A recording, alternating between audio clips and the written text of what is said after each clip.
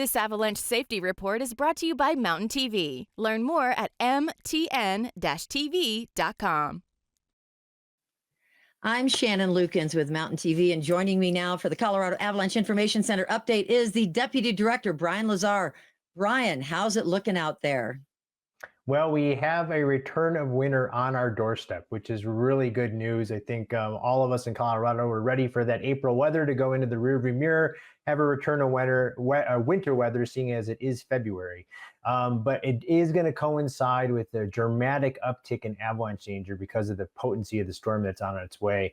And it has us as forecasters a little bit nervous about an avalanche accident this weekend for a couple reasons. This first graph that I'm showing illustrates that February has been the most deadly month for avalanches in the state of Colorado over the last 20 years.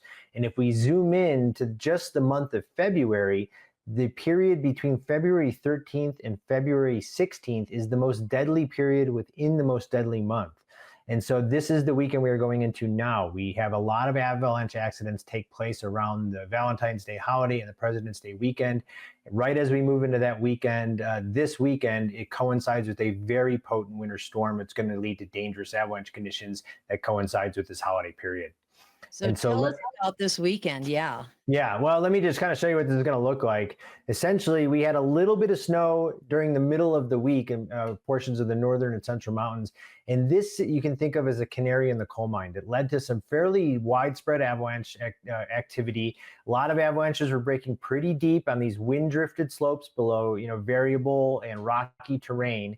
And these are all avalanches which have run across the state just in the last few days. We are only going to see these types of avalanches expand in their distribution. In other words, you're going to be able to trigger these on more and more slopes, and they're going to be very easy to trigger as the snow starts to pile up. You can see even before the storm gets here, we're triggering fairly deep and hard slabs in these, wind-loaded rocky terrain features, which will remain the most dangerous as we move through the weekend. And here's some avalanches that just ran over the last 24 to 36 hours with just about 6 to 8 inches of snow and wind drifting.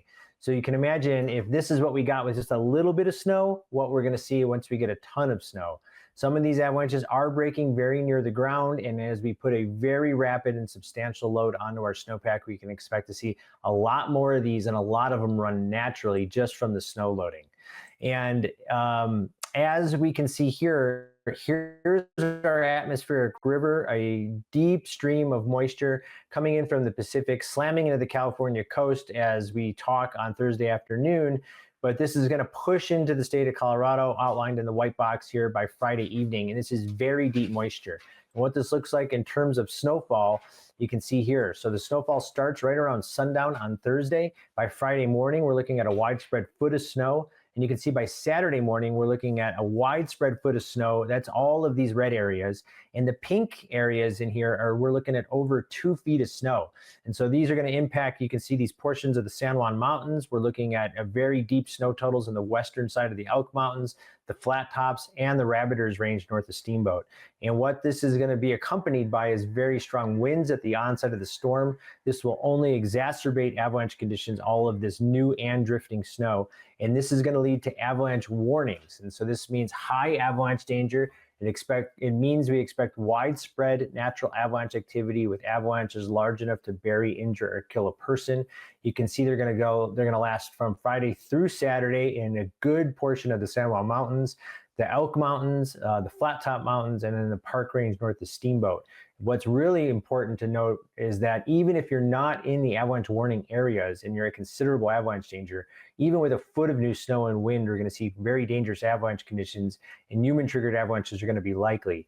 In the areas that have high avalanche danger or the avalanche warning is in place, we simply do not recommend travel in backcountry avalanche terrain. And so your best way to stay safe in any of these areas through this weekend with a really potent winter storm is to utilize the sheltered slopes at lower elevations and lower angle slopes, less than about 30 degrees without steeper slopes overhead. So we're glad to see a return of winter, but we do need to change our mindset. We need to rein in our terrain choices, make very conservative travel plans this weekend as we enjoy the new snow. Okay, everyone be very careful out there. We want an uneventful weekend as far as avalanche, but some good powder days for skiing, right, Brian? Absolutely, yes, that's exactly what we want. Perfect. Well, thank you very much, Brian Lazar with Colorado Avalanche Information Center. And check out the website. It's always updated. It's great. And that is colorado.gov/avalanche. We sure appreciate you being here. Have a safe weekend out there, everyone.